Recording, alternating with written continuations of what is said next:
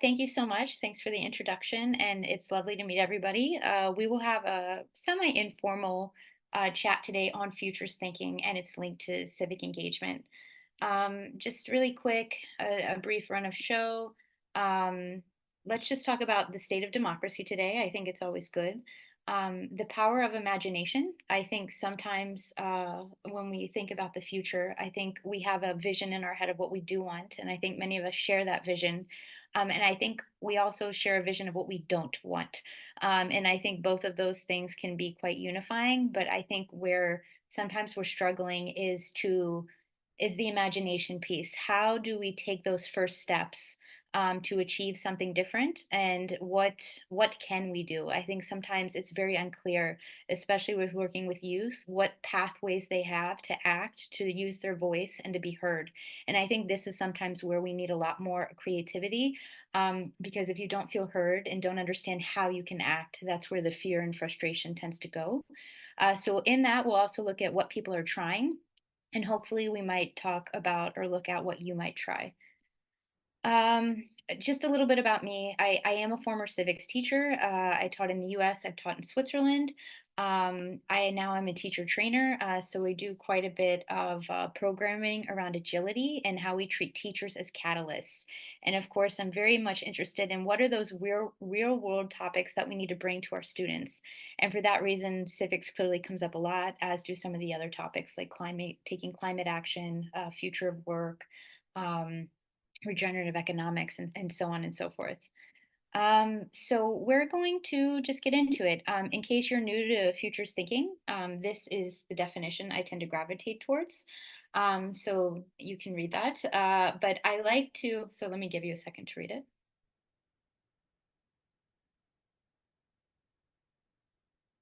And so it's important because often for me, I remember when I was teaching civics, and I understand that different people have different curricula. Sometimes civics isn't included, but usually we want young people to be engaged in their communities, and we try to help them understand how to be engaged. Um, Maybe how the system of government works and so on. And I remember being frustrated when I was teaching civics because I felt like it was a very passive way of engaging students in their world. I felt like we focused a lot on the history of our government and how it came to be. I felt like maybe we would discuss some current events, and essentially students had a few ways of engaging as a citizen, and they were usually to vote, to run for office, or to protest. And I felt like that was really limiting because there are many, many ways to step up as a citizen, to engage in your community, and to engage in shaping the rules, policies, and so on that shape how we live and work. And so, this is where I think futures thinking can be a nice lens, because when we're asking kids to create a North Star, a vision for where they want to go, it can help them understand why what we do now matters so much. And I think starting small, starting local, like, so for instance, just understanding how their school operates, who makes the decisions, how do you engage in these things? Even at a smaller level, it helps them become more comfortable and confident in understanding how they take steps towards working towards a different kind of future. Um, so, just really quick question. You don't need to answer this. How do you feel about the future of democracy? I think the fierce thing with futures thinking sometimes that's nice to gauge just where are people at? Why, what do they feel? And so, for instance, I would say this week I have gone between kind of a this one and this one. um, and I have to, and if somebody asks me why, I can explain to them the narrative. I can explain current events that are happening, certain signals I see, certain trends I see, certain stories I'm being told that I see on social media or on the news. And they feed how I feel about the future. And because of this, sometimes when you ask kids how they feel, like, they'll all be able to express what it is they are feeling.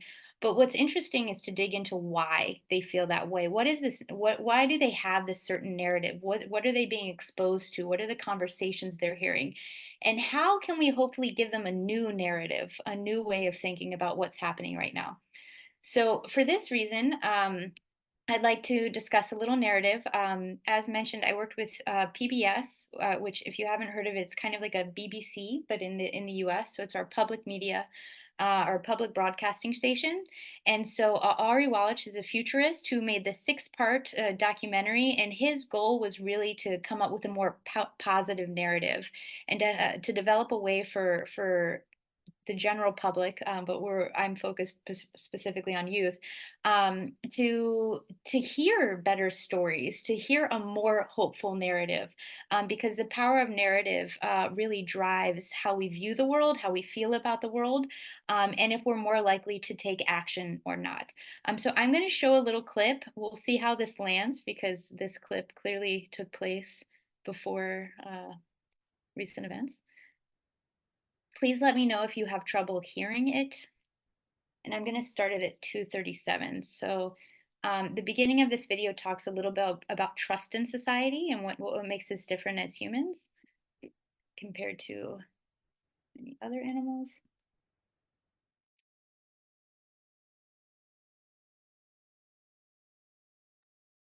Okay, I hope everyone, if I can just get a thumbs up, got to watch that.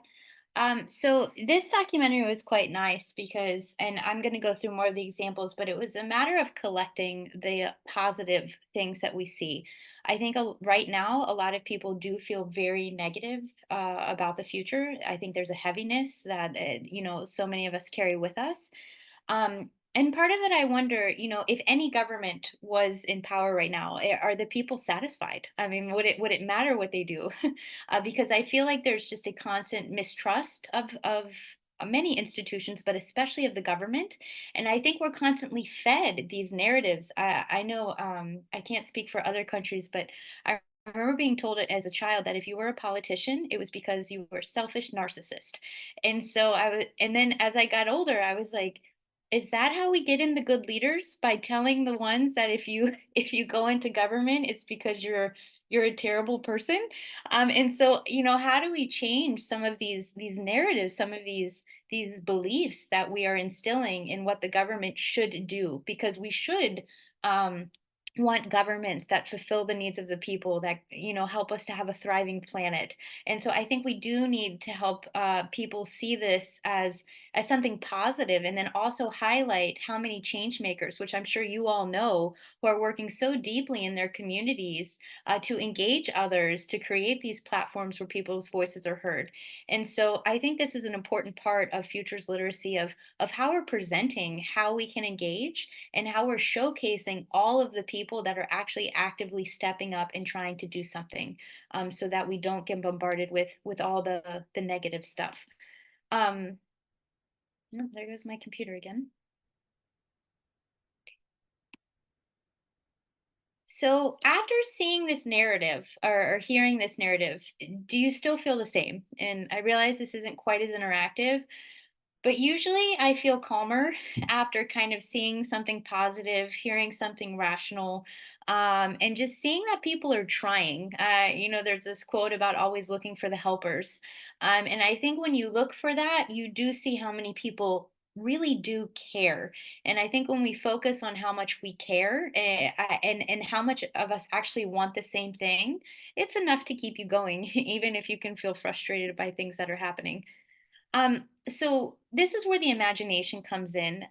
There's many ways to engage in futures. Towards the end, we might play a little bit of a game, but um, helping people create a North Star and have a conversation about where they want to go is fantastic. Um, oh, I hear a little person. But how do we use our imaginations really to rethink what's possible? Because, as I mentioned in the beginning, I do think we really need to get beyond voting, protesting, running for office as really the core ways of stepping up. Yes, that's great. We want it, keep it up. But I think we also need to offer up all these amazing ways that we can do more in our communities. So I didn't have time actually, it's not possible for me to take all the little clips from you that we saw from the video, but how are people doing this? So if you haven't heard of this person, and I'm probably not going to pronounce his name properly, but Tatsuyoshi Sajo, He talks about being a good ancestor. So he's a Japanese economist, and he goes in and works with local communities to create a program around future design. And so what he'll do is he'll bring a group of community members together. They'll imagine their community in 2075 and what kind of legacy they want to leave, what they want to give to those community members, what they want to leave behind. And then they figure out something that they can do within their communities to work towards that. And he's uncovered it's a really powerful way of creating that local place-based action, which is where a lot of us can really drive change, where we kind of overlook it, but there's so much we can usually do at a local level. So future design has been a very creative way of engaging people in that process. And so, a question I kind of leave for you is, how might we tap into the power of local action? And I think in terms of futures thinking, there's a lot that we can do in this area to support the catalysts that are working within communities, and also help people see what community action might look like. I always like, I always like should have just kept this out, but I've been keeping this. I don't know where it is right now. But I liked it I have a small village, and we just got a little publicity in the mail, and it was to come to the town hall so that as a community we could get together and a plan and an agenda for 2050. What would our climate response look like? What would it be like? And it was an invitation, right, to have that conversation and to join. And I wonder in how many communities and how many neighborhoods, in schools, in our places of work, we can set up these decision making, or we can engage with these decision making bodies or decision makers to create needed change, and all of this adds up. So a lot of power with local. Another example is this is Sophie Howe, who was the first Future Generations Commissioner. She was in Wales. I don't know if you've heard of this role before, but I think it's absolutely amazing that they were able to create a role to represent future generations. This encouraged other decision makers to think in long-term strategy, long-term decisions, and what the impacts of what they were doing today would have on future generations. And it made me wonder, is there other opportunities to create a role to represent future generations? I saw that a lot with diversity, equity, inclusion. I saw this with nature or with sustainability. How do we help people to engage in longer term thinking? And are there ways for us to have someone who can represent the future? And it might be something as simple as having a student come in on the school board or at the local level. How do we have someone represent their needs so that their voice is heard? So the question that I wondered here was, how do we represent the needs of future generations? How do we create roles? How do we create a role so there's an actual voice telling others, hey, are you thinking about, I want to say us if I'm talking about a young person, but are you thinking about the needs of the children down the road? Another example, and this is one we just covered with this deliberative democracy. How do we create more spaces for people to come together to discuss issues? I won't go too into that because you just saw the video, but this made me wonder, how do we create better ways to ensure people feel represented and that their voices are heard? And it's another question I ask because, again, with all of these, I think in our communities, we each have different opportunities and constraints, but it's worthwhile to think about what that might look like.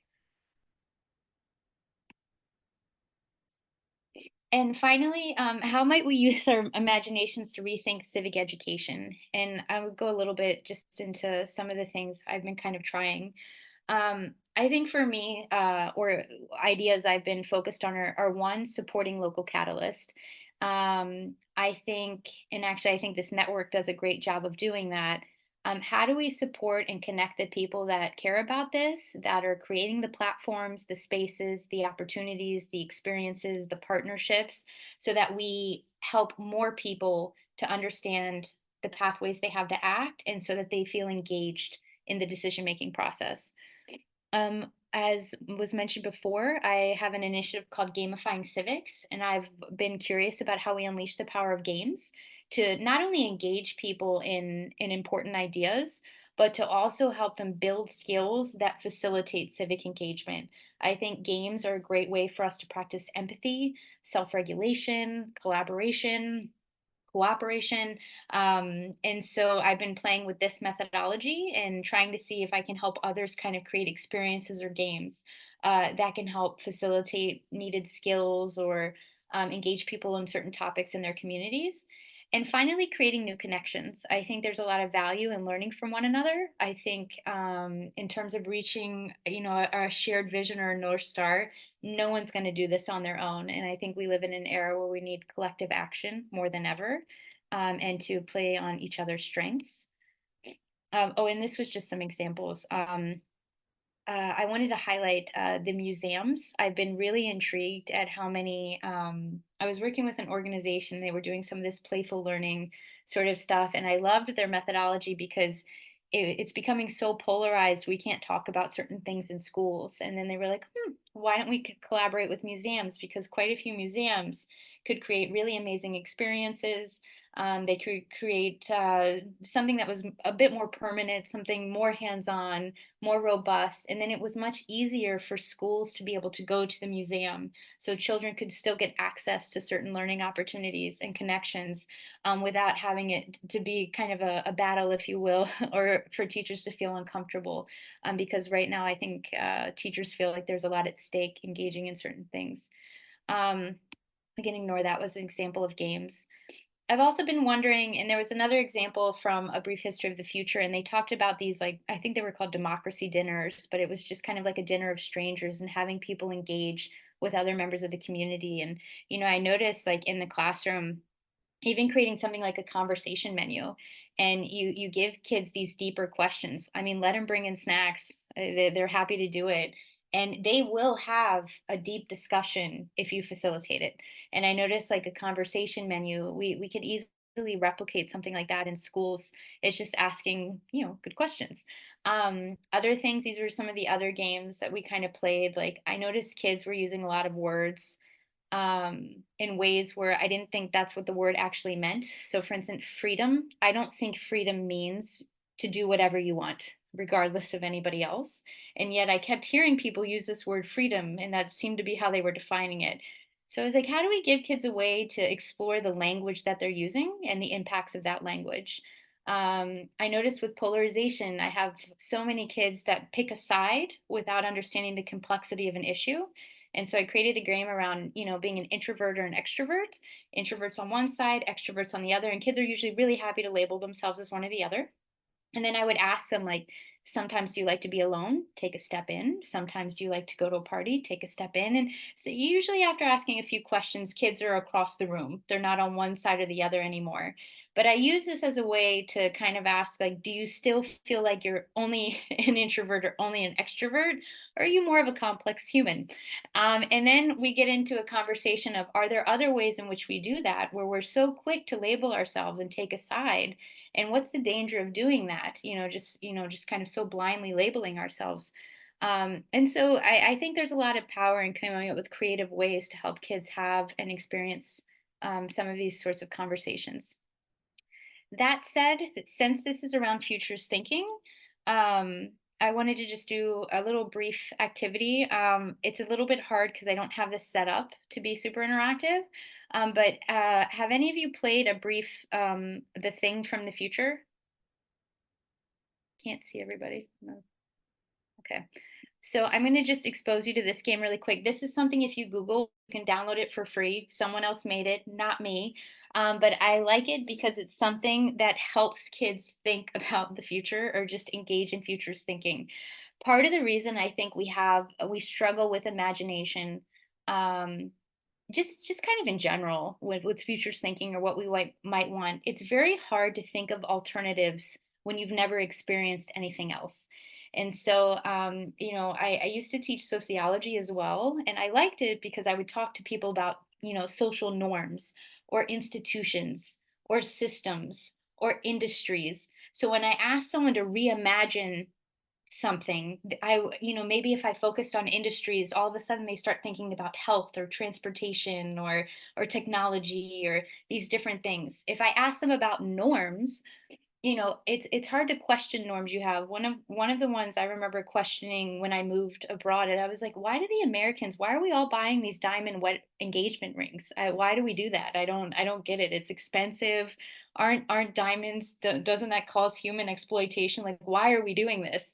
But I only knew that because I was traveling and I saw all these other societies where nobody does this. And so I think sometimes when we want kids to question norms, it can be really hard to help them think about what to question exactly. And so I like this game because kids usually are quick to roll with it because it forces you to kind of think differently about what could be. Okay, so very briefly, here are the directions. You are